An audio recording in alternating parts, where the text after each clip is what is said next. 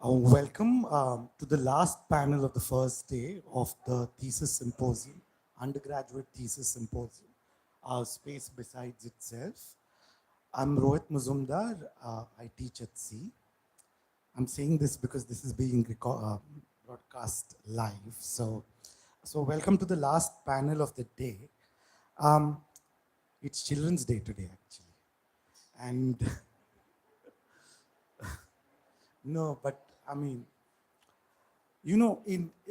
sometime a decade after independence, Habib Rahman gave a speech at one of the conferences held nationally, where he exhorted architects to go and study the Indian village and kind of participate in its development. He was following the Gandhian call.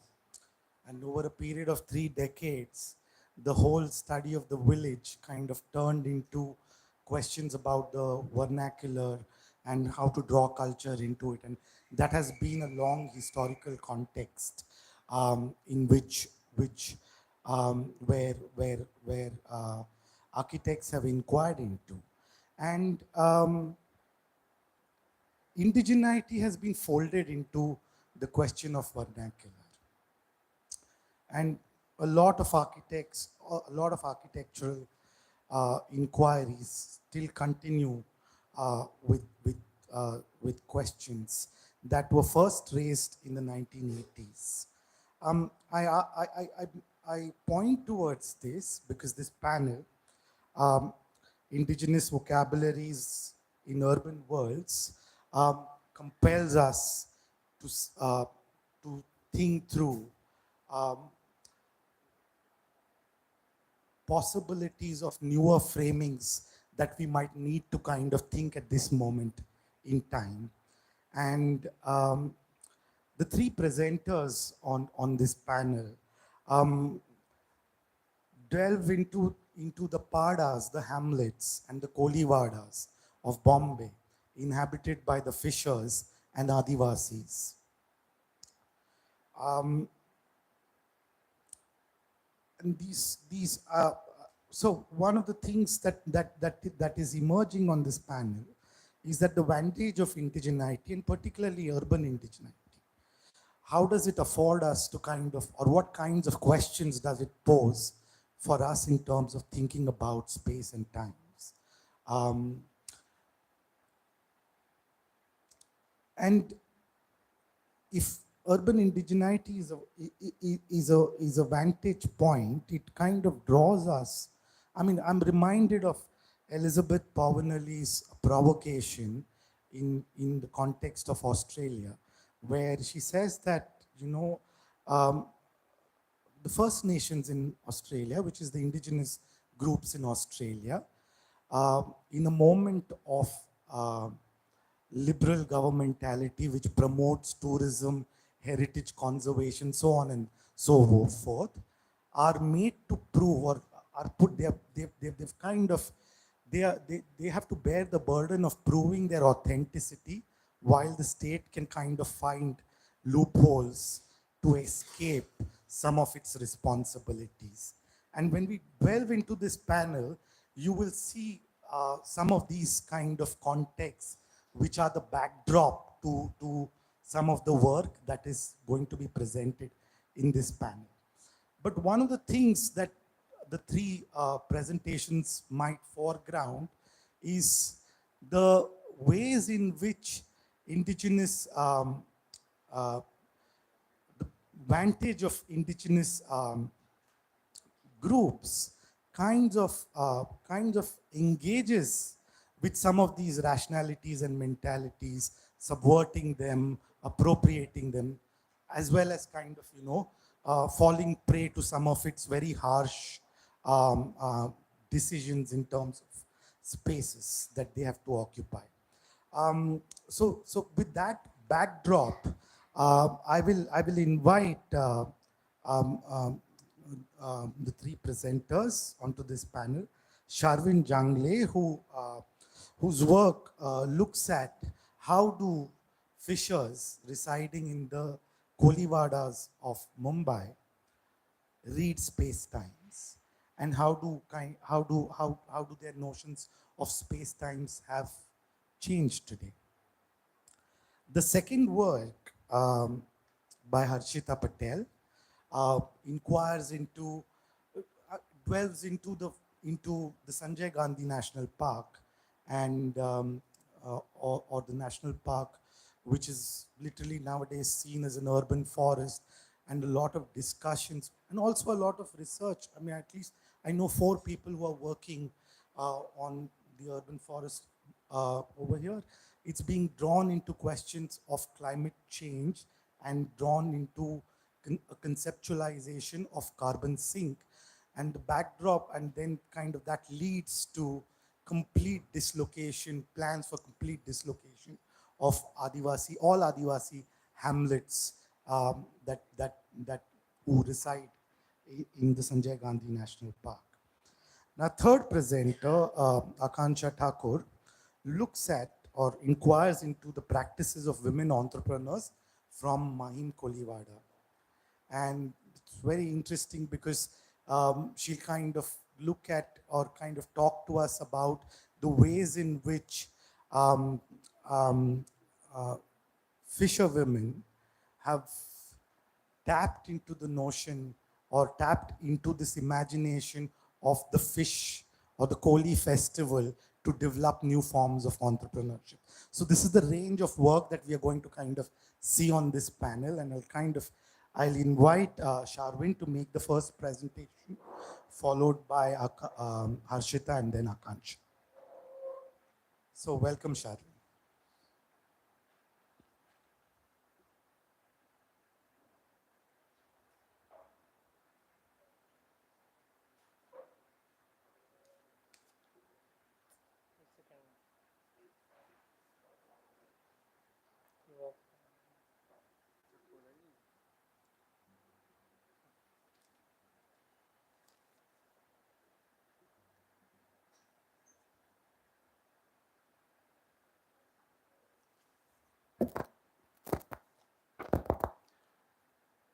Growing up in a fishing village, I fondly remember playing on the streets, jumping from one terrace to another. In hot summer afternoons, when my father took us to swim, we passed through the marsh, under the scaffolds, through the wet stilt. The idea of my neighborhood extended beyond the separation of land and water. But I observed a shift in this imagination when my family's fishing business started to decline. There was an insecurity among families where, unlike farmers, we do not have land as an asset. Now this water, uh, uh, Now this water cannot be sold or owned. They thought of water as more of commons. So they started transforming this landscape with a rigid idea. The language then too shifted from shared to us to individual and I. I turned to language because in these cultures, knowledge is passed orally. Indigenous languages are suffused with the ideas of habitation. It opens up concept of space and time. I aim to excavate this concept in the wake of shift. I ask, how do fishers first imagine and then inhabit this amphibious landscape? Readings from Dilip Dakuna and Anuradha Mathur help me operationalize the relationship of language opening up time and space. They argue that unlike planners of the West, who chose a single time zone to mark a line between land and water, we should look at all the other time cycles through the language of sections and see the landscape in grades, in multiples. But what I found a gap in these readings is that they talk about a single hydrological time, but they do not talk about a polyrhythmic time. They do not talk about language as multilingual. I want to inquire what this space is, which body inhabits and appropriates. I traced routines of 12 inhabitants belonging to different genders, ages, occupations from Warsaw, Kolivada, and the spaces they traverse. There are many more such terms, but this thesis puts together a glossary of 15 such terms. I analyze the terms through its meaning, etymology, spatiality, its rhythm, and shift. I use the method of a diary to translate my readings. It is kept on the table. I advance with 3 arguments. First, the language, the terms open concepts that change from water-based to a land-based imagination. To open this argument, I will take 2 terms, mundi, which opens the concept of a membrane, and mandav, which opens the concept of impermanence. First term, mundi. The terms mundi and kalav are often used interchangeably.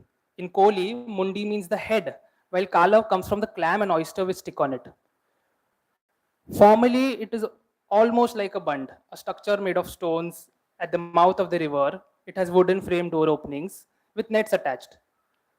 But Kohlis imagine this space differently. My father describes this as a membrane which allows certain things to stick on it while restrict others. It is permeable for some things while impermeable for others. It becomes a thick water edge for the crabs to inhabit, the barnacles to stick, and the mangroves to grow. The households took their smaller boats at specific times to the mundis and attached the dole against the tide. Wait for 3 hours, remove the dole, collect the catchment, and now change the direction as per the tide. They followed this for 7 to 8 hours in the day. Everything was a catch: the fish, the crabs, the clam. It was a family driven business, usually of higher class families, and it was repaired whenever dilapidated. The first color vanished when the Avinash building was made in its place. A compensation was given around 12,000 rupees, and subsequently, because of sewage effluent in the creek, others also vanished. The imagination of the edge is of a sealing the water. Mandav. Mandav is a giant bamboo scaffold woven together and then layered with fishing nets. These are the fish drying spaces built on stilts called chikhal. Now, Kohlis no longer work on the Mandav. They rent it out to the Gujarati migrant workers for 60,000 per year, while the marsh is still owned by the Kohlis as a part of their commons. Essentially, the women of the family are the architects of the space. She directs the workers from Kolkata how much inch should be left out, how much inch the veranda should increase. The making of the mandav is a collective process. The workers, the neighbors, the kids sit in a line and start weaving the mandav together. Now the mandav, which was this space built every year, is now getting converted into rental units by the Kohlis. The rental units provide stable income source. Its permanence becomes their security. With these two cases, I would like to reiterate my first argument that the language of the glossary term are suffused with the concept that unravel the change from a water-based imagination to a land-based imagination. The mundi from membrane becomes seal, and the concept of manda from its impermanence becomes the permanence of the rental unit. The second argument is that despite the profound structural change in which fishers compete with the big business in the far sea and encounter environmental harms in the creek, they inhabit and move between water and land-based space-times.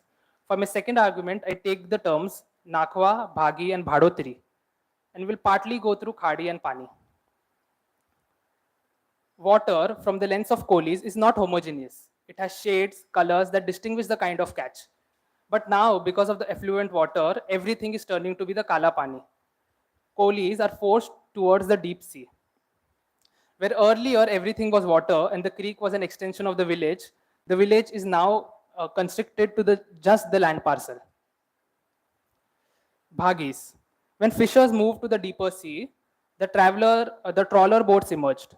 The fishers, the nakhwas, turned into more managerial aspect of fishing. Earlier, they themselves used to fish with friends and share the catch. But now they keep bhagis. Bhagi means shareholder in Kohli, but now they are just workers. They come from villages outside Mumbai and they work on shift basis. Pali. Pali is one shift that lasts for around 10 to 15 days. They're paid around 1,000 rupees per day only when they are in the sea. Bhagis now appropriate the new trawler boats as this becomes the house for them throughout most days of the year.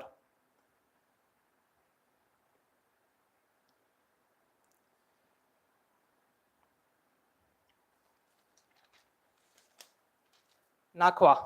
Nakhwa are the fishers. Previously, Nakhwas were involved in the artisanal fishing. But there has been a shift. There has been a significant reduction in the number of boats and the number of fishers in the village.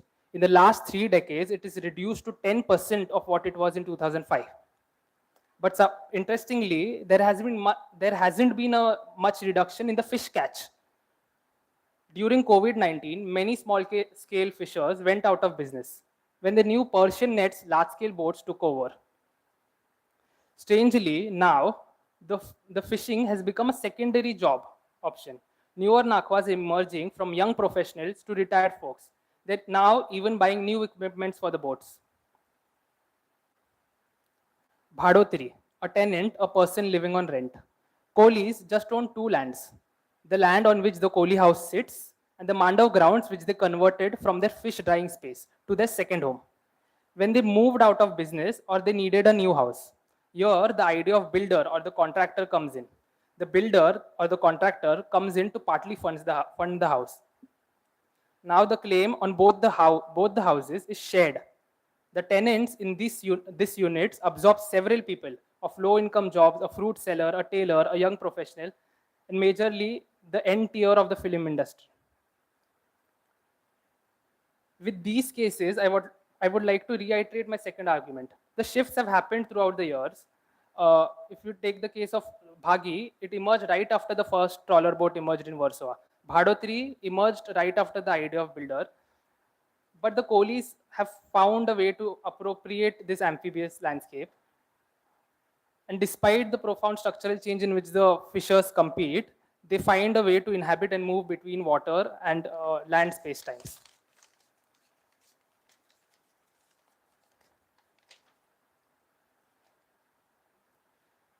My final argument, the older cultural practices that encapsulated practices of care are recast in the realm of heritage and tradition. I will discuss, for this argument, I will discuss the case of Agot and Tivra. Agot conceptually opens up the concept of care and Tivra harvest. Agot. Agot is the non-fishing season. It is the season of repair. It is the season you pay offerings to the ghost gods that keep you safe throughout the year. It is the season of care, but now the fishing is declining. The older practices still continue as form of care, a form of culture, as form of the Kohli traditions. The Tivra is an interesting case. It has two distinct meanings. I would like to open up the quote. का तीव्र कोण B जाऊन कापू शकतं असं काय नाही. ती जलकुटीला म्हणजे जलावा. पावसाला असे ढप्पे मारून ठेवायचे आणि तिचं पहिला तवच जावाचं करावचं त्यावच रोट्या बुजायच्या. Why? Anyone could go and cut the mangroves anywhere for the fire during the monsoon. We used to pile them up, and on that logs we used to cook and make bhakris. Tivra is a mangrove tree. Kohlis looked at Tivra as a harvest. They used to trim the ends of Tivra to use it as firewood. They believed that it helped the new buds of mangrove to grow and the smaller fishes underneath to sustain themselves. They believed that they are included in the Tivra cycle. The second quote, म्हणजे तीव्र तोडून त्यावर भरणी टाकीन नाही. लोखंडवाल्याला कशी भरणी टाकिली? ते काय भरत झाडांना काय बोलतात? खारपुटीचे झाडं. म्हणजे त्यांना हात नाही लावायचा. Now the mangroves cannot be touched. The mangroves are now uprooted and the debris are dumped to reclaim it. There is a good word for it, for the trees. Kharputi trees means they are not allowed to be touched. They're called kharputis as they are written in newspaper and documents to mention the bylaws. The idea of mangrove now becomes of wilderness and forest.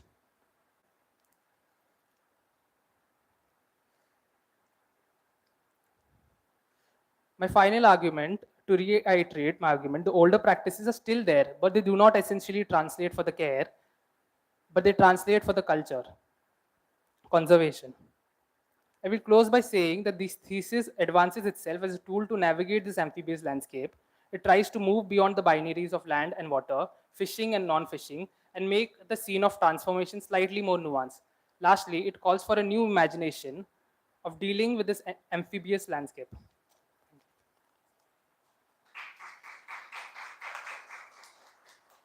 Thanks, Sharvin. I mean, two things stood out for me. One of them is that concepts do not easily translate across languages. And the second one that kind of quite stood out very powerfully for me is when Sharvin showed those two pie charts and the bar charts. Fishing boats have reduced, but the amount of catch has reduced very little. Fishers are involved in the business of fishing. The dominant narrative that seems to be kind of, circulating across Mumbai is that fishers are not involved in fishing, but they seem to be involved in fishing in very different ways. Now, subletting the activity to somebody else who's taking up that space. So actually, again, they seem to be moving across both the time spaces. The older wet landscapes that they used to occupy and newer um, um, uh, or the land-based imagination um, um, uh, that is there in this. So they move across both the time spaces, which is quite interesting, and that calls for us to think a little more nuancedly about the ways in which some of the policies that are being advanced. Um, One of them, mangroves have been declared as forests and therefore cannot be cut after after 2016 High Court um, judgment. And secondly, to prove that you're an authentic Koli, your house and the visual form of the house also needs to be kind of cast in a particular kind of way. So it turns heritage discourse into kind of certain kinds of practices, whereas the practices of care that Sharvin opened out were more kind of attuned towards engaging with the landscape in in more nuanced ways. Thanks, Sharvin. I will invite Harshita, who will take us to the landscape of the Sanjay Gandhi National Park and the harsh ways in which dislocation, resettlement, and rehabilitation is thought out by state policy.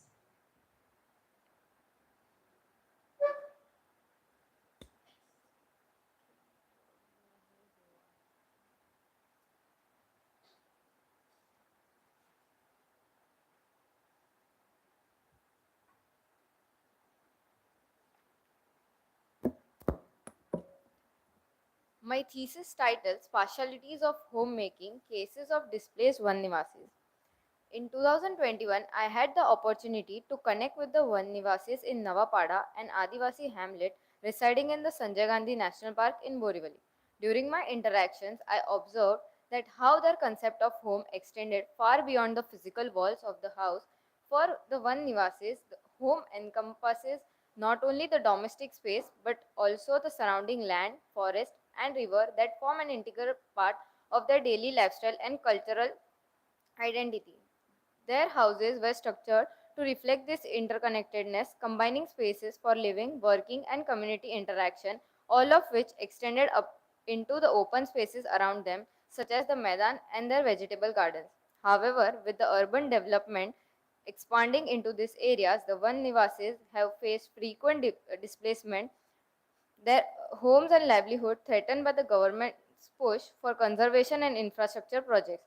The new housing offered to them fails to meet the spatial and cultural needs of the community, and these new housing are offered through Slum Rehabilitation Authority. This raises an important question of how do this displaced Van Nivasis adapt their understanding of home when relocated into urban housing typologies that are fundamentally different from their traditional way of life.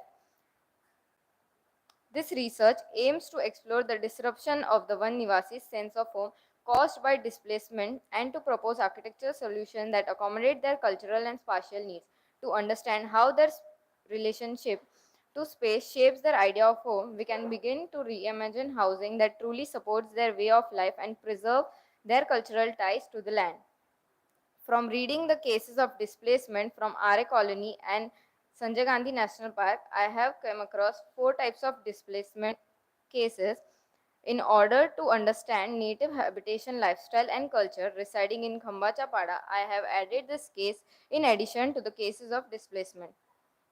The case of Khambachapada highlights how the architecture of home reflects a deep integration between the spatial organization and the community's socio-economic conditions. The traditional homes are characterized by fluid, multifunctional spaces with open verandas acting as transitional zones between the indoors and the outdoors. This spatial layout promotes social interaction where courtyards and alleyways become shared spaces for play, work, and communal gatherings. The dependence on nature and natural resources for livelihood meet the spatial and cultural needs of the community vegetable gardens. The collection of the forest resources plays a central role in the community's economy. In spite of economic pressures such as limited job opportunities and the challenge of sustaining education, the community's strong social fabric provides support. This highlights the gradual shift towards more permanent structures, demonstrating both aspirations for stability and the need to adapt within spatial and financial constraints. The case of the displaced families in Khotal village highlights the affected community facing the challenges of resettlement. Through interviews, it is highlights that they were provided with basic infrastructure such as road, electricity, and water, but there was no source of livelihood as their jobs were in Mumbai. Lack of economic opportunities forced many families to leave the area. Currently, the designated land for farming is encroached by the locals. The promised housing plots documents are vague and unclear, also taken over for other purposes such as the construction of a high school. This situation highlights that how physical infrastructure and sustainable livelihoods of displaced communities plays a vital role in preventing the future hardship and stability. The case of Navapada represents a unique blend of traditional and evolving housing practices shaped by both spatial and socio-economic factors.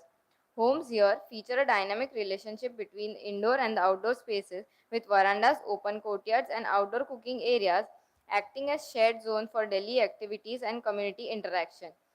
The incremental nature of housing construction, with families gradually adding brick and steel to replace older mud structures, reflects both resource constraint and a slow transition to more permanent homes.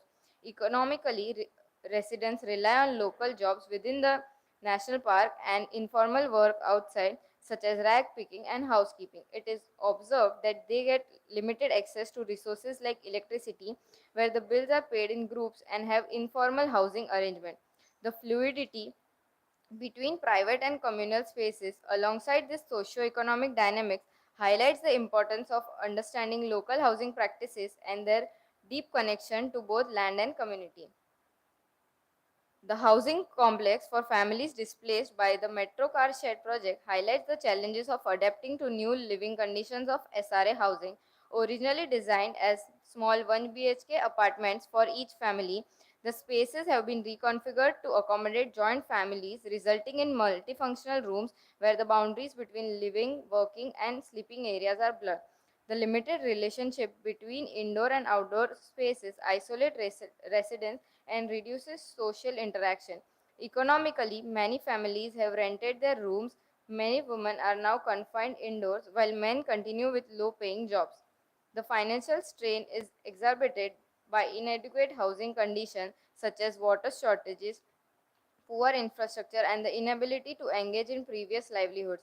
These factors combine to create ongoing hardships, underscoring the difficulties of forced relocation and the loss of community cohesion. The housing in Jivachapada offers a unique blend of traditional and modern spatial arrangement, reflecting the evolving needs of its residents. Traditional homes are centered around a multipurpose room where cooking, sleeping, and eating occur, complemented by a veranda and semi open cooking areas to maintain comfort. However, the newer rental units cater to a more urban lifestyle. Despite these differences, the community remains close knit with shared spaces such as courtyards and narrow lanes, encouraging social interaction. Economically, many residents rely on small scale agriculture while others generate income by renting out extra rooms. The gradual incremental construction of homes with materials like brick and cement highlights the community's adaptability, while the area's proximity to the forest supports sustainable livelihoods and reinforces the strong bond between the environment and the people. To conclude, the displacement of Vanivasi communities in Mumbai has starkly exposed the deep disconnect between traditional indigenous ways of life and the spatial logic of urban resettlement scheme. The disruption of this holistic concept of home brought about by forced relocation creates a profound sense of alienation and loss. Resettlement housing, with its rigid boundaries and separation of domestic and communal spaces, fails to accommodate the dynamic and fluid spatial needs of these communities. There is lack of flexibility and absence of outdoor spaces, leading to a disintegration of community networks which are central to one Nivasi life. Despite of many challenges, the displaced communities choose to return to informal settlements where they can regain a degree of autonomy in shaping their environment. This highlights the importance of recognizing the unique spatial needs of indigenous communities in urban planning.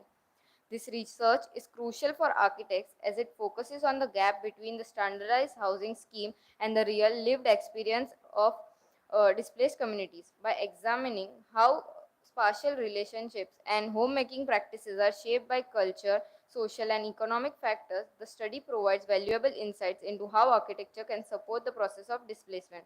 By addressing the disconnect between the offered housing and the lifestyle of displaced people, architects can create more sustainable, inclusive, and supportive built environments, reducing the dependence on informal settlements and improving the quality life for displaced populations.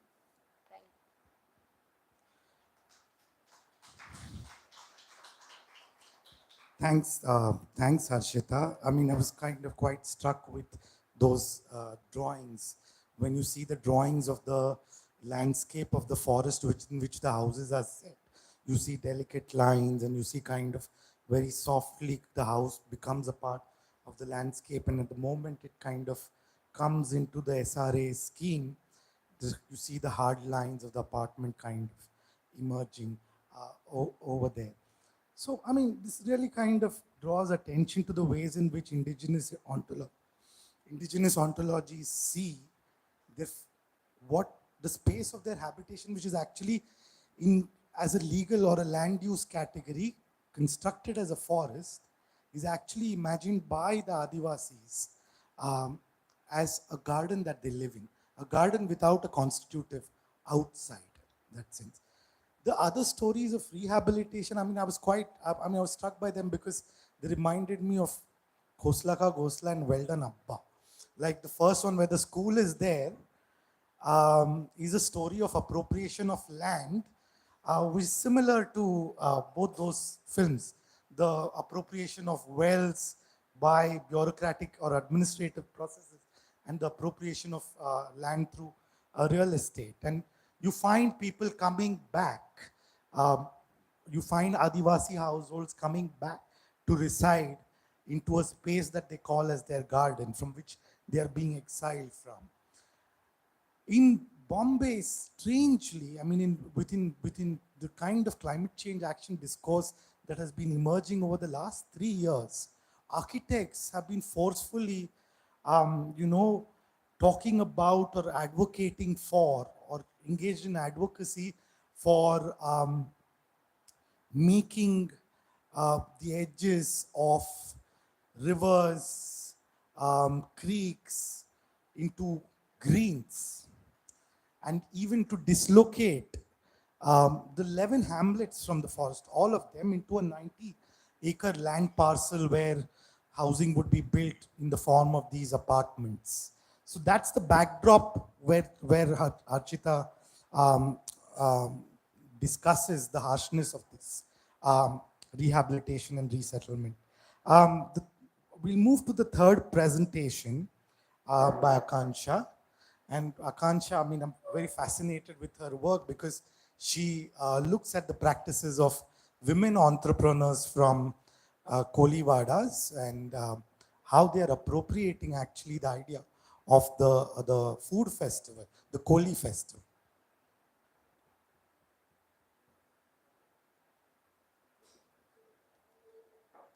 Good evening, everyone. So my research title, Women Entrepreneurs and Spatial Adaptations, is based on fisherwomen of Mahim Kolivada. Mumbai is home to several indigenous communities, with Kolis being one of the most prominent. They developed their way of life, which was shaped by their shared community practices and culture. However, in the mid 20th century, urbanization brought significant changes to Mumbai, affecting especially these traditional communities. Environmental issues disrupted fishing practices, and thus many younger coolies started looking for jobs outside. Women responded to these conditions in their own ways. Entrepreneurial skills have long been a part of Koreans, and these fisherwomen have always been agile to support their families. Following the drop in economic conditions, women in Mahim Kolivada were offered an opportunity by the BMC. Seafood Festival or Koli Mahotsav were usually held annually. However, it was first in Mahim that BMC announced a weekly seafood plaza run by various women self-help groups. As you move from Bandra station towards Mahim Church, colorful boats along with cars appear on the left, screening a low-rise settlement behind. This tight-knit cluster with houses rising up to 3 stories makes Mahim Koliwada. 4 major lanes with electric wires dangling above descend towards the coast. A part of the coast is now concretized to hold the seafood plaza. Every evening on Wednesday, Friday, Saturday, and Sunday, 14 women self help groups, 10 to 12 members each, set up their stalls along the length of the plaza. The fast paced atmosphere of Mumbai now holds an experience of culinary delights along the shore of Mahim. But where does the back end of the seafood plaza happen? So it happens into the homes of these fisherwomen, into the backyard, the front yard, on the veranda, or along the street, where they make space, gather together, and work. This brings me to my hypothesis. The emergence of women entrepreneurs leads to shifts in spatial patterns and relations within their homes, their immediate surroundings, and neighborhoods. Often, fishing communities and urban villages in Bombay are perceived through a deficit lens, focusing on what they lack. However, more needs to be written about the resilience of these communities, especially women, who adapt themselves to these changing tides. To begin with the stories of entrepreneurships, we first need to understand how were the groups formed. The concept of women self-help groups was relatively new. So when many women initially formed groups within their families. Others included trusted neighbors. In one case, a catering group restructured itself as a Mahila Bachat Gat.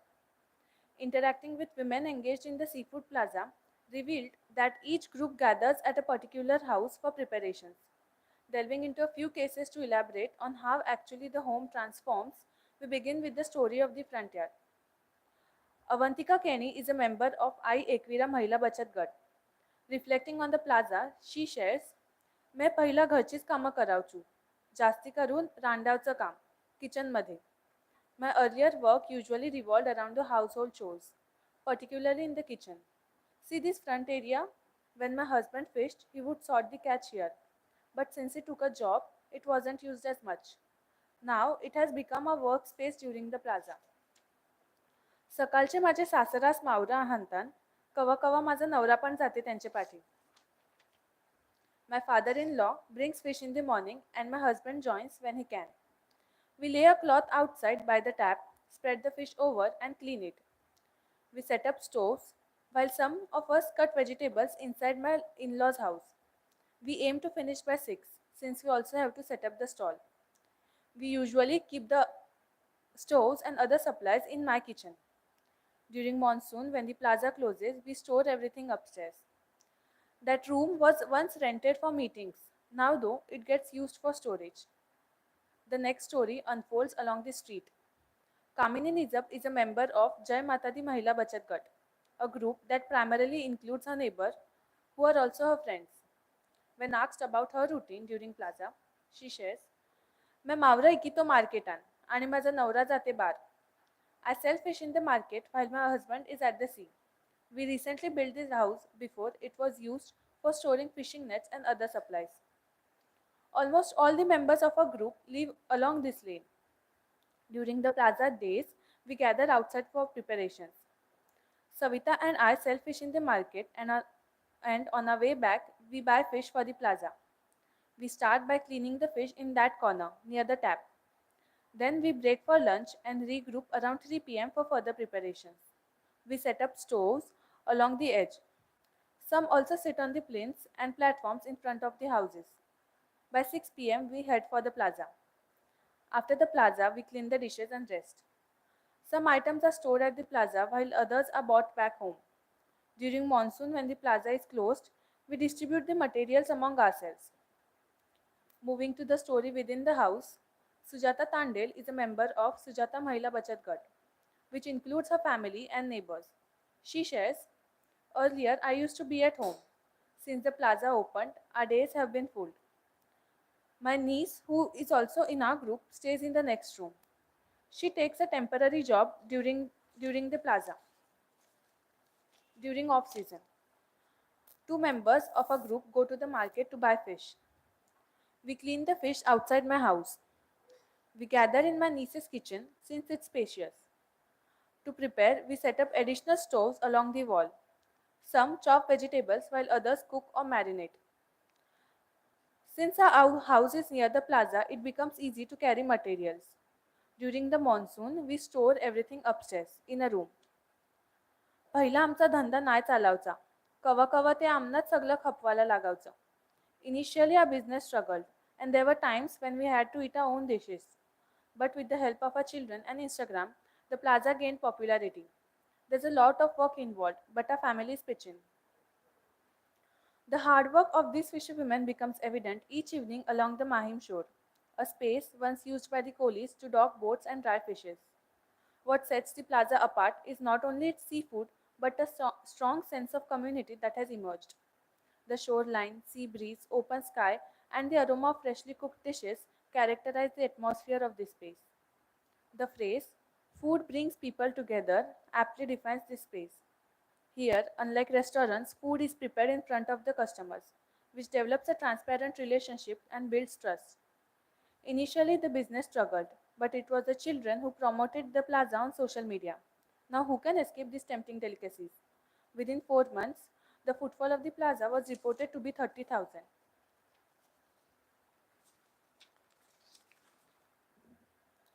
From the above observations, what I inferred is when the house cannot contain all the members of the group, the activities spill out. Initially intended to operate within the seafood plaza, now expands to occupy the home and its broader neighborhood. It is important to note that the fisherwomen have a certain claim over their homes that offers them the ease to adapt the domestic spaces for entrepreneurial activities. This dynamic might look very different if men were the primary actors. In shared workspaces, women develop strong networks and friendships that become essential for sourcing materials and also providing emotional support. Centered in Mahim but extending beyond, this network includes relatives from Worli Kolivada as well, who engage by providing small items like bhakris. Also, it is the network of the coolies that affords for the enterprise to extend into the shared neighborhoods. Thus, networks become the intangible infrastructure. Though the plaza was established to empower fisherwomen, the entire family participates. Men assist with heavy lifting while children communicate with customers, altogether creating a welcoming atmosphere. Thus, the household becomes the infrastructure. The spatial setting of the seafood plaza, being within the Kolivada, increases the potential for customers to engage with the community. By opening their common space for the public beyond Kolivada, the coolies have created a reciprocal relationship where they benefit economically while the customers get to enjoy the Koli cuisine. When working with the community, it is important to understand the very details of its functioning. How can we reimagine the contemporary type to create more egalitarian relations while holding the culture of these communities? When indigenous communities are often marginalized, how can we create shared spaces that bring about a sense of belonging? I would end with an extract from a poem by Ashwarya Anish.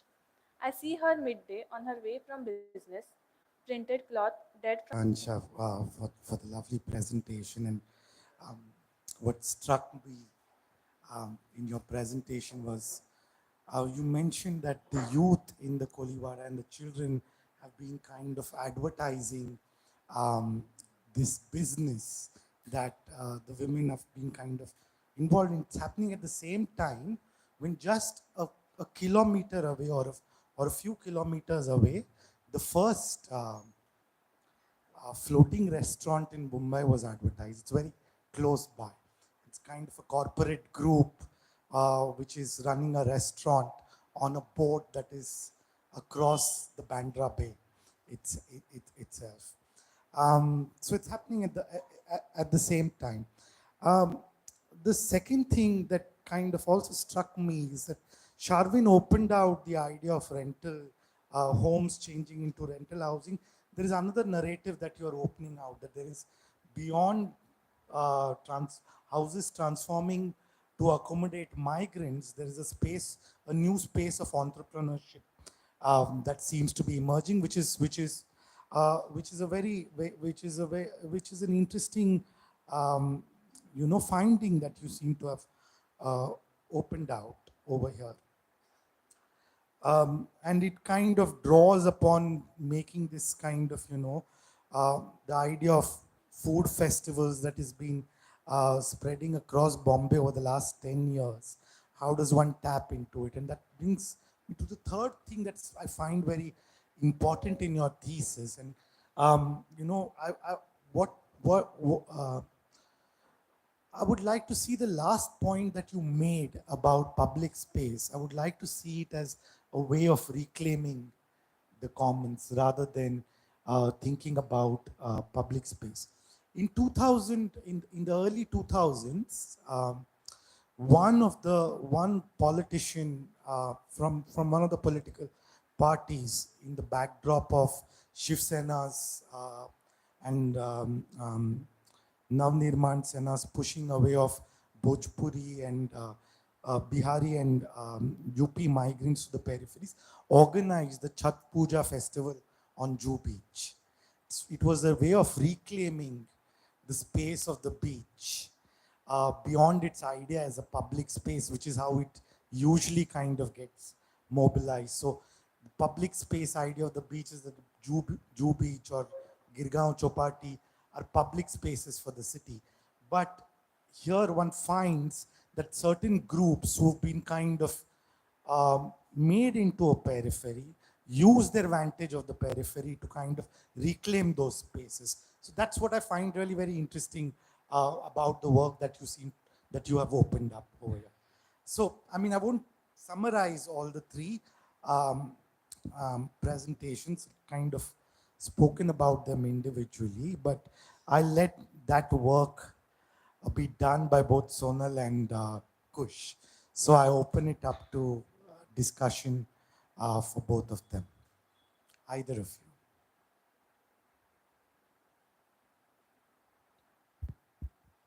Okay, so excellent presentations, excellent inquiries, brilliantly thought through, brilliantly narrativized, brilliantly represented. Also, your presentations were so sharp in terms of bringing out what is at stake, the question of what is at stake in each of these contexts. And I think all three of you, Sharvin, Harshita, Akanksha, you do that brilliantly. Even for those of us who may not be intimately familiar with these contexts, one could begin to get a sense of that complexity as it's happening in real time, but also as it kind of harkens back to histories of these communities and populations. I mean, I think I'm going to invite all of you to think more broadly. But before that, I think I loved, so Sharvin, I loved how you very sort of forthrightly put this argument of care versus culture, of imagination versus inhabitation, of people who have been the original inhabitants versus those who are being sublet to. So I love the idea of these contestations that you put right up front, and you put it on the table, and you say that's how it is, and that's the problem, and that's what we're going to be sort of thinking through. There is no sort of shying away from the conflict that you have seen, experienced, documented firsthand, but also thought through more generationally and relationally. I absolutely love that. Also, Harshita, in your case with the Vani Nivasis and their specialities, again, very actively you talk about questions of disruption, questions of failure, but also what does it mean to return to informal settlements when all of these makeshift rehabilitation or even very policy level rehabilitation efforts have failed. So I really liked, again, the very forthrightness in your argument. There is no shying away from what is at stake. And likewise, I think, Akanksha, you are a little more nuanced in terms of thinking about what you call shifts in spatial patterns as it gets to be occupied, because this is such a recent phenomenon, right? It's 2023, right? This festival, but also the context that Rohit was able to provide in terms of what is happening parallelly is remarkable to see. all three projects for me are explicit critiques of the technocratic impulse that has long defined architecture and planning, and all three of you brilliantly critique that. And you also critique it from a very close proximity to these locations, communities, people. So there is no sense of distancing that's happening, and it's really evident. So on that, that's great. One question that I have for all three of you is, who do you think is the reader or audience of your research? So if you can answer that question, think about that question, who is the reader or audience of your research? Third thing, and this is, I think, more to do with the first two presentations of Sharvin and Harshita. Um, what remains broken in these systems that you so brilliantly walk us through? And whether it is in the context of um, shifts and vocabularies, inhabitation, relationship with water, land, or in case of Divani Nivas, the idea of forest dwelling. Remains argument? What if you were to say that no, Audience of your research. I mean, the question then, how can you think through how are you thinking through the form of your research, and how does it talk to a particular kind of audience? Is there an exploration into the form of the research, and what is its relationship to the audience? Um, I I loved your point about Kush, about what remains broken and what cannot be repaired. And it's lovely, kind of such a beautiful point. You know, I would like to kind of also kind of extend it as a question to all of you. Thinking from indigeneity as a vantage point, like indigeneity, like if you see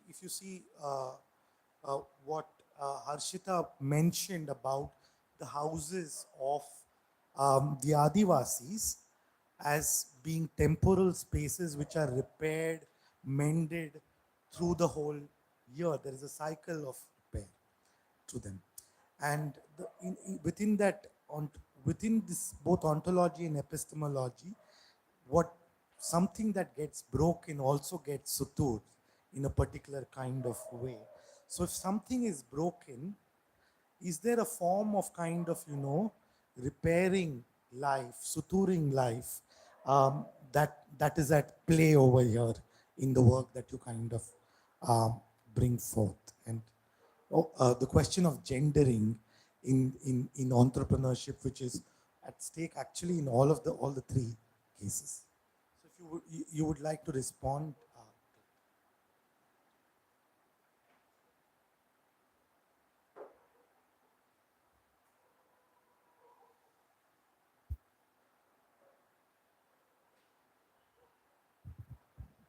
Uh, so, the first question, the second question, who do you think is the reader of the space, of the research? I would like to answer the question with the form of the book I have made. It takes the form of a glossary. Glossary becomes important for the community I reside in, because they've been trying to make a glossary for years, because they realize that these histories are oral histories, and glossary becomes a way to then contain it in some ways and then expand it. Uh, a nudge I've made is also left the pages, because I'm thinking of giving it to the community. So I'm thinking of them adding their own words, but it is also for the architects to think and imagine of new ways. As you also mentioned, uh, to then put forward the stake, that this is what the argument is. So this is the book I would like to put in case for the stake. Uh, for what remains broken and cannot be repaired, I think much of the conservation argument is to go back, but I don't think I am arguing in that scenario. I think in the second argument I mentioned that with all the shifts, there seems to be a kind of appropriation that the people kind of take.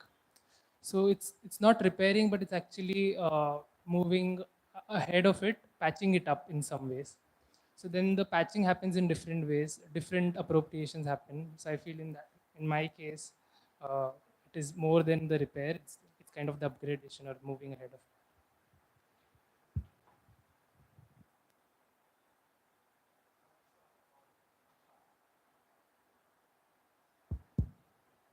So in my case, the audience that I think is the community itself, because they themselves don't know how powerful they are as a community to just take that initiative of a seafood plaza forward. Like the government, it just set up 6 pavilions on the and concretized the coast and set up 6 pavilions, but they, as a community, took this place ahead, not only the women, the children, and the men also. So one is the community, and second is I feel the government, but I don't have many hopes that government will take this argument ahead. But yeah, because government always consider the I also read articles that they classify them as slums, but they are not, because they really hold their culture within this urban context, and we need to think more closely towards the community. And for the question about the gendered nature, ownership of the occupation, uh, women were women in Kolivada were always engaged in fishing in the markets, and men usually bought the catch, and it was the women who sell the fish in the market. Uh, I mean, this initiative is a step ahead to bring the Kolivada to in forefront of the in the urban context, but it still holds women into this narrative of the one who cooks. So within that, it has developed a broader idea towards it. But yeah, that is what I think about the gendered nature of this.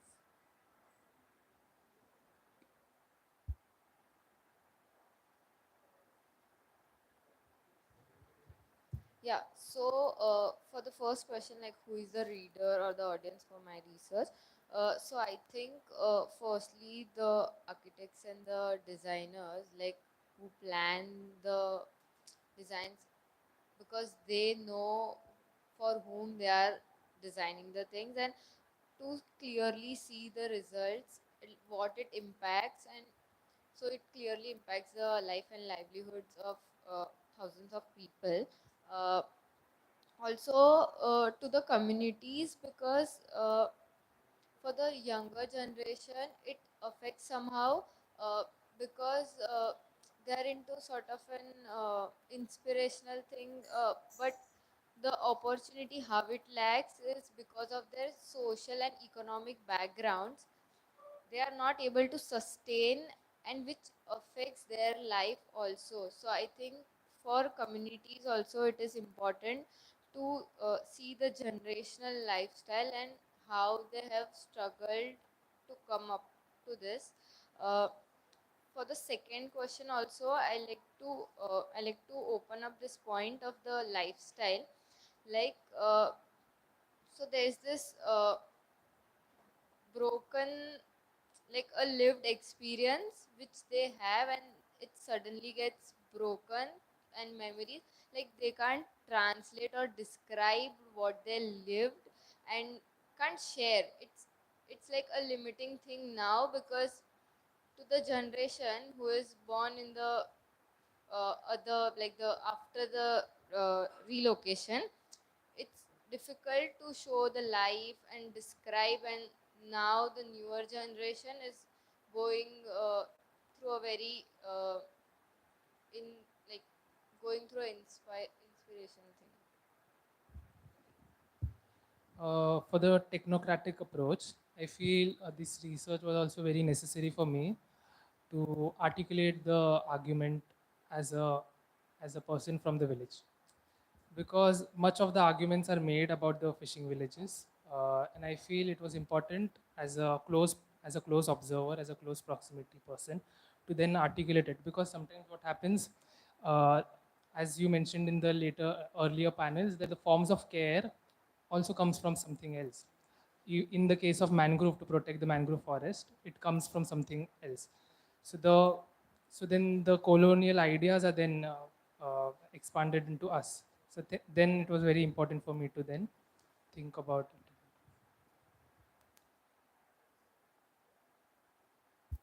So, you said about the cycle of repair. If something is broken, something gets repaired also.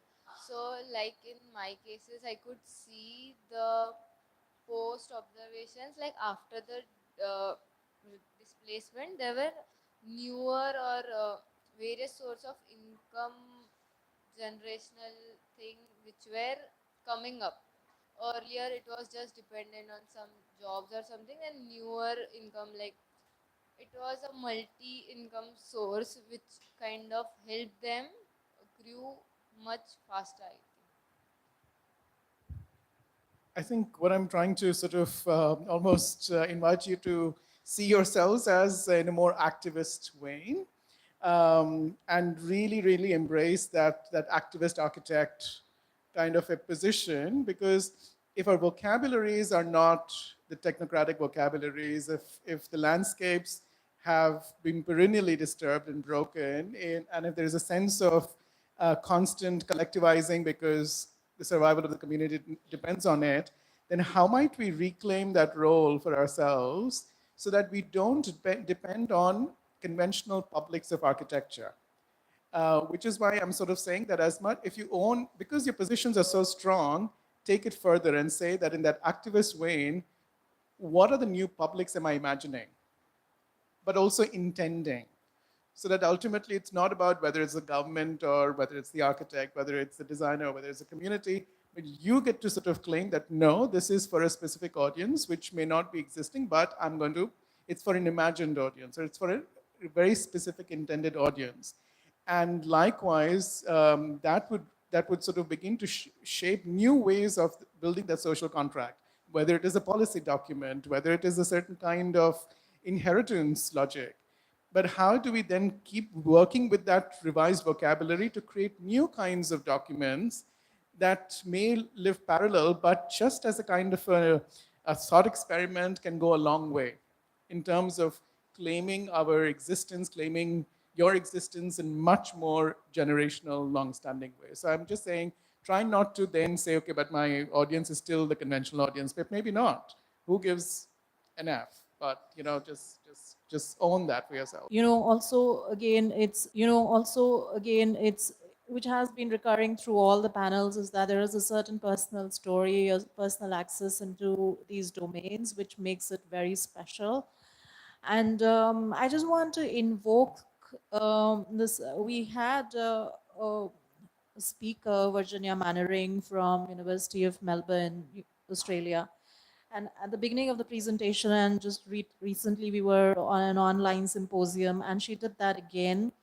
And in the in the beginning, she acknowledged that uh, in Australia they have generations, like the ones who held the land, and acknowledging the fact that we are not those, and so there is a way in which we cannot tell those stories. So an acknowledgement that we are aware that we may not be able to tell those stories, and also acknowledging that it's somebody's lands that we are always occupying. So that is something that struck me in this presentation, because again, especially you, Sharvin, you're coming from that, that legacy, and so you were able to tell us that story very well. For me, I agree with you, Kush, in your observations, but I differ slightly on who is the audience, and I think the audience will be the discipline. Whether it is like the policymakers are able to tell the story, you have access to the story. It is for you to say this is how you look at things, and not like just club everything into one box and do a cookie cutter kind of an intervention. So I think there is something very, very good about the voice. And also, like in your presentation, the space that is given by the BMC is actually again like claimed and made their own in the way they occupy the space and so on and so forth. similarly, there's a return to the informal settlements. No matter what, the agency will always be exerted on the lands, and whatever the project is that that comes from the top down kind of a thing will always get subverted. So the agency of subversion with what you call quote unquote indigenous, indigeneity allows is very, very important. So just like again coming back to Sharvin, I really appreciate, I can't tell you how much, that you are, articulating conservation in this way, which is an everyday act of taking care and repairing on a day-to-day basis, and not going back but upgrading. So the intention of the aspirationality of a community that already, embeds itself into conservation is a subversion of that patrimonial legacy of conservation, that what it was historically speaking. And hence, I think you might want to also problematize the word heritage, because it's very much ingrained in the patrimonial and patriarchal logics of, fossilizing things and so on and so forth. So there is like also season of care and repair. It's like, I don't have much to say, because Sharvin, you have been very, very articulate and extremely sophisticated language that you are using. Um, when you use the word, like, so all these vernaculars like the Dariya, the Gali, the Chikol, Tithi, Tivra, and all that, um, it's very spatial. It's also very material. Hmm? Uh, and in the materiality, like, so you were looking at water as like different shades, but now it's becoming more uniformized, and it's the wisdom or the local knowledge that can identify the materiality. I see your research like coming into a very hardcore domain of materialism. Like, it's the materiality of the water, the soil, the marsh, and the fish, the people, everything is kind of, intertwined in that material reality. And that was also in the way it is coming across, in the way you were showing the drawings. So it was not that the people are separated from that materiality, they are all intertwined. So I would encourage you to just like keep going in the direction that you are. Um, it just reminds me of this one work, a very recent work by, not so recent actually, now it's quite old, and it's called The Mushroom at the End of the World, Anna Singh. So what her argument is, see, in all three cases, like, at some level, my detachment from Vekush is like, I don't want to romanticize these communities, and we don't want to romanticize. There is agency that they exert, there is a certain political this thing, but also at the same time, they uh, they are needed for the disturbance, the human agency in an urban setting like this. Like, if you consider, if I'm just borrowing from Anna Singh, she would say Bombay is an industrial ruin. No, it's a ruin of, which is like, it's not a post-industrial ruin, it's an industrial ruin. Because of the industries, the ecology of it is broken. And she sees value in the brokenness of it. Because of the brokenness, new forms of connections emerge. Hmm? So, and so she shows that Matsutake mushroom that uh, grows in certain areas, grows in these landscapes which are broken, ruined. And no matter how and they are very like, rich, they're very expensive mushrooms. No matter how much you try to recreate those conditions, it's just impossible.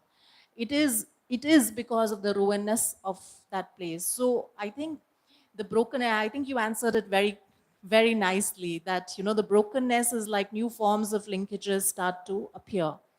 And I think that is so I would encourage you to make, you're already doing that, but emphasize on the fact that things keep moving on. Like, the fishing community is now becoming an entrepreneur, like, renting out spaces because in-migration is happening, demographies are changing, so on and so forth. So I see at least your project very much situated within the materialist um, discourse.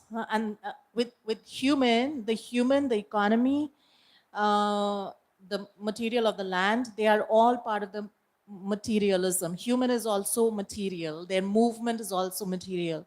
Whether they move on train or boat or this thing, they're all material, and that shifts things and landscapes.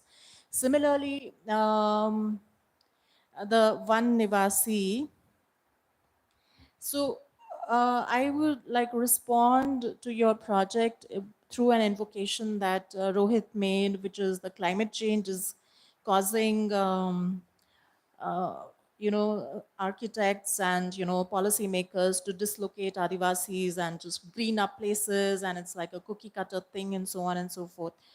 And this uh, so this is happening. And but the thing is, like, we also know that the agricultural spaces are also shrinking, right? And so the forests are also shrinking, but also a lot of people are coming from outside to the urban areas, and but we need food. So what happens? See, there is see, what is at stake here is definitely your project is entering into the legal domain. There were moments in past when these were Adivasi owned territories, so they are being displaced, they are giving some kind of, but there's a lot of other migration that is happening into the city which also needs food. So where is that food getting produced? Can we still afford to have, like, very, very concentrated ownership?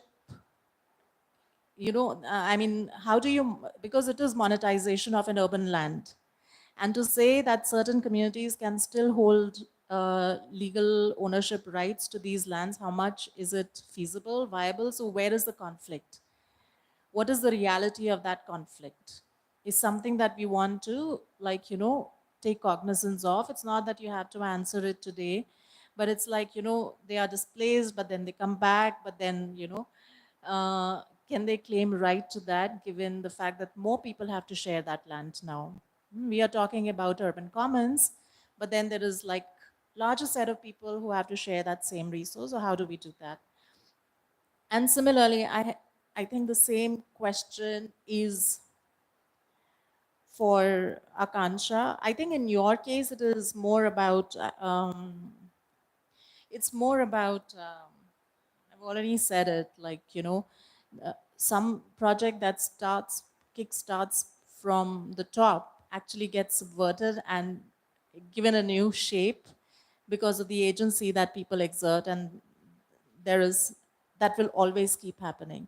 So I think, like, we cannot have, like, very, consolidated deterministic projects. That's the learning from you. It's like, it is just, maybe projects can be just about creating conditions, and then it triggers, and then the people exert their agency to give it a life of their own. That's my takeaway from this panel. So yeah, I mean, it's just like, if you want to respond.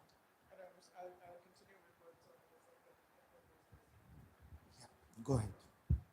I'm talking about human as a material, the provocation. I feel from from my reading of the space, I feel earlier Kohli's had that with the way they made the spaces, the scale of it, the proportions of it. I feel the earlier they had the understanding of that, and now in the contemporary discourse, I think this is also a larger question of me. Uh, how do I not go back, but then how do I uh, put forward that in the current context is what I was also asking myself for the last 5 months. Yeah, so I'm still thinking about it, but then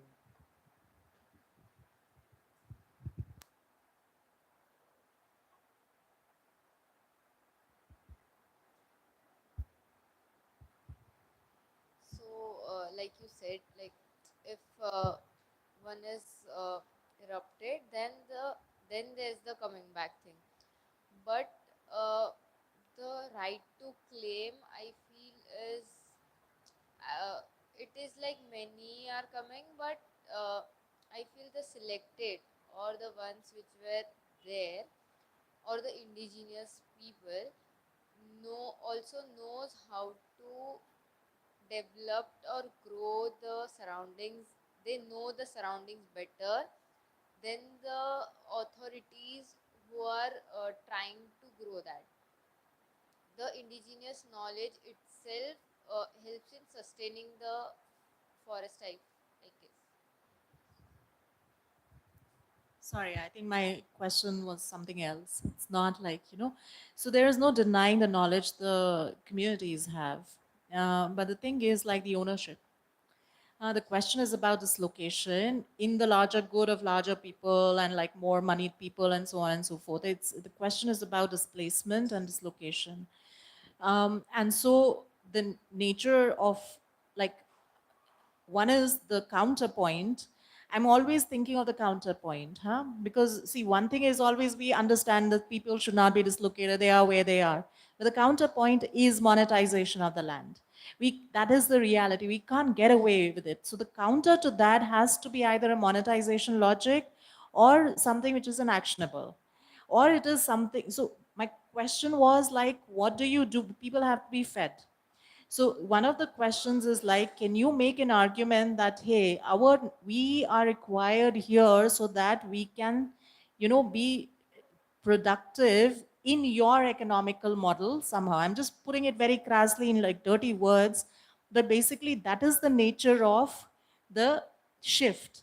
The break is allowing a different kind of agency for these people to exert. And I'm like pointing to the same. The women are turning into entrepreneurs and coolies are turning into like house renters and house landlords and so on. So that is the shift. They are adapting, and I'm using the word resilience and adaptation, which the current system is allowing. You at some level are saying that we are looking forward, we want it to change, but at the same time you are saying no. It's like, they have to stay where they are. So I think there is like, Thurasa, there is some amount of romanticism, which because you have produced such good work, so now how do we start to make it realistic? Because, enough talk has been happened and we are still there. So there is something in the actionable that needs to be done. I'm like, again, like it has to have an activist agenda, things have to be done. And so maybe thinking smartly will, you know, No, but what I would say is that with that activist agenda, the audience is definitely the discipline, but not the profession. Let's differentiate between the two. Again, which is why how to not respond to the technocratic impulse and the technocrats and the profession.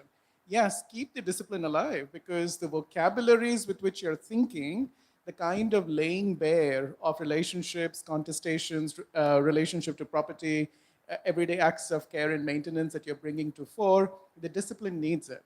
We need to begin to imagine the world of architecture with a different vocabulary, which you keep providing.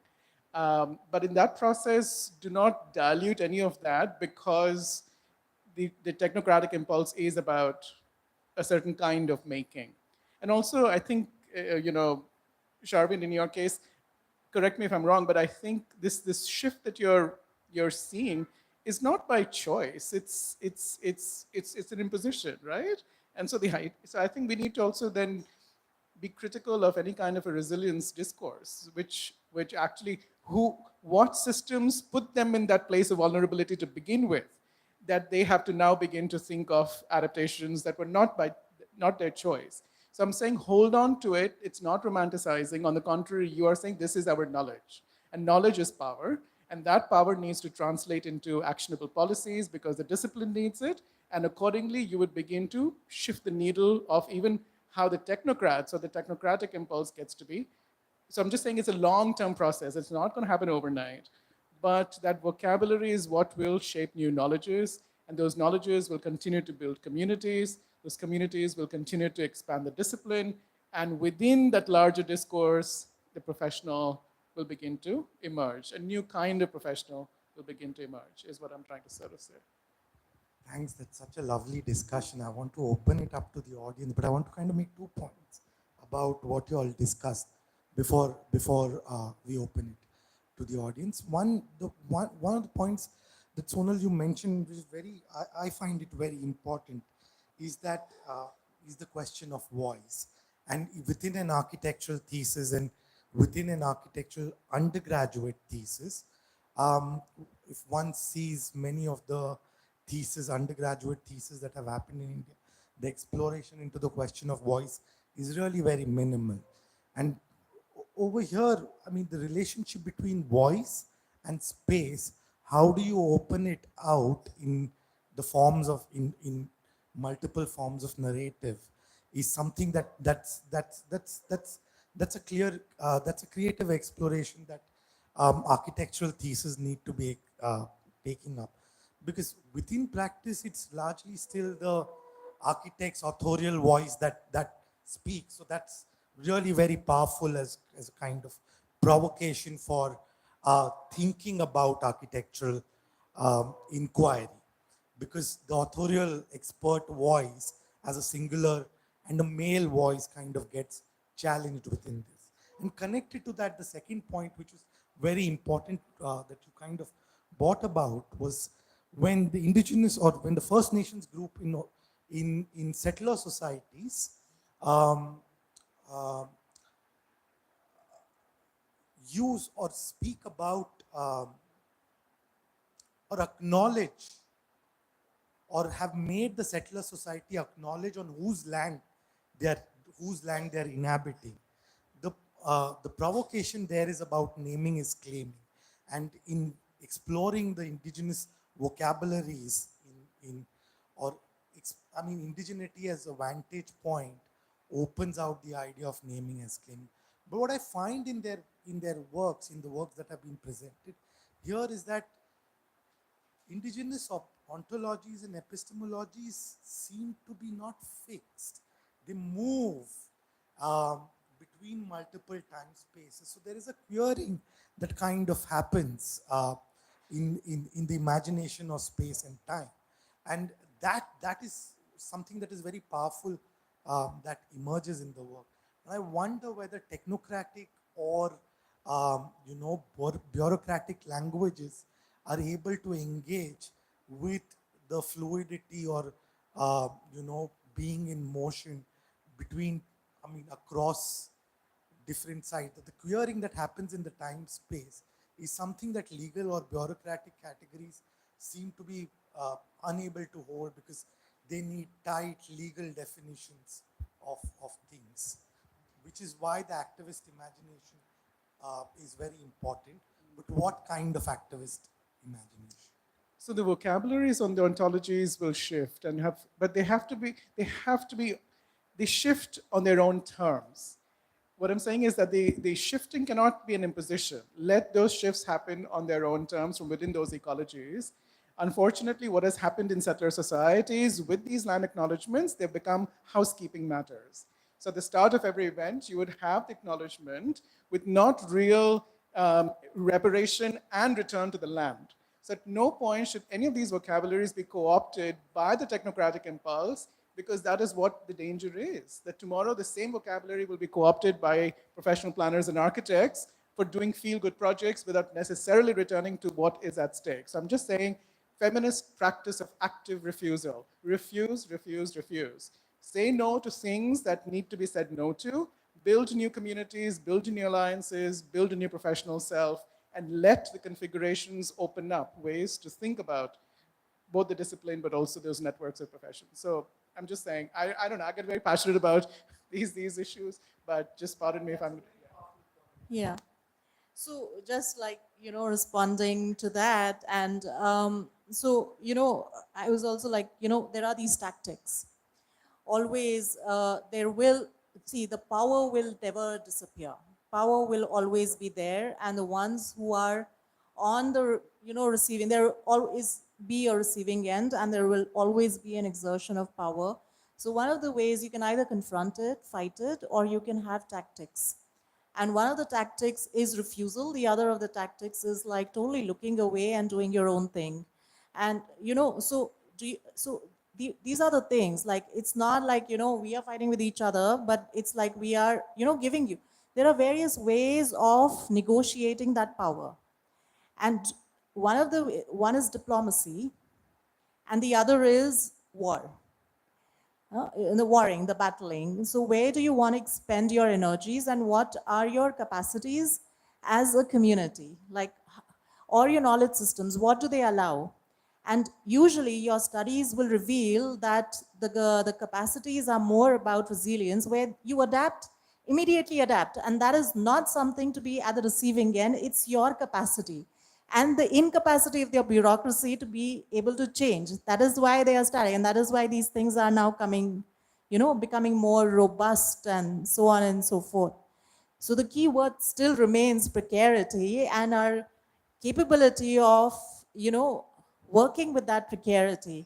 Otherwise, we become like very, very, frozen fossils that will want to remain the way we are or whatnot. So the more precarious situations are thrown at us, and the ones who are able to deal with that survive and move on. That is the materialist definition of, if you look into if you go by the materialist discourse, then the only thing that survives is your ability to respond to the precarity and, change things about yourself.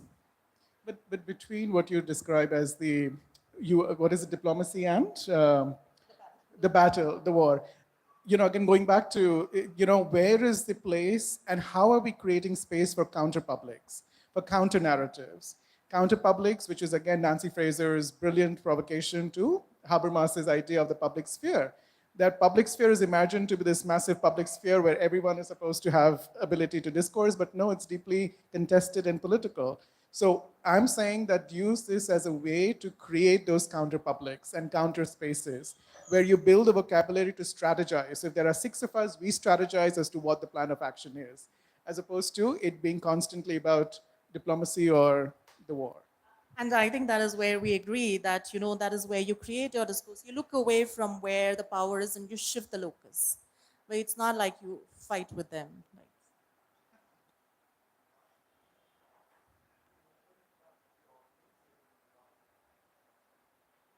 Questions or comments?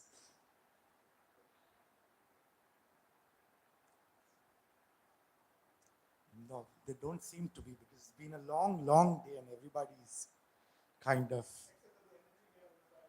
That was a lovely panel, kind of. So thank you. That was really lovely work, and we'll end the day.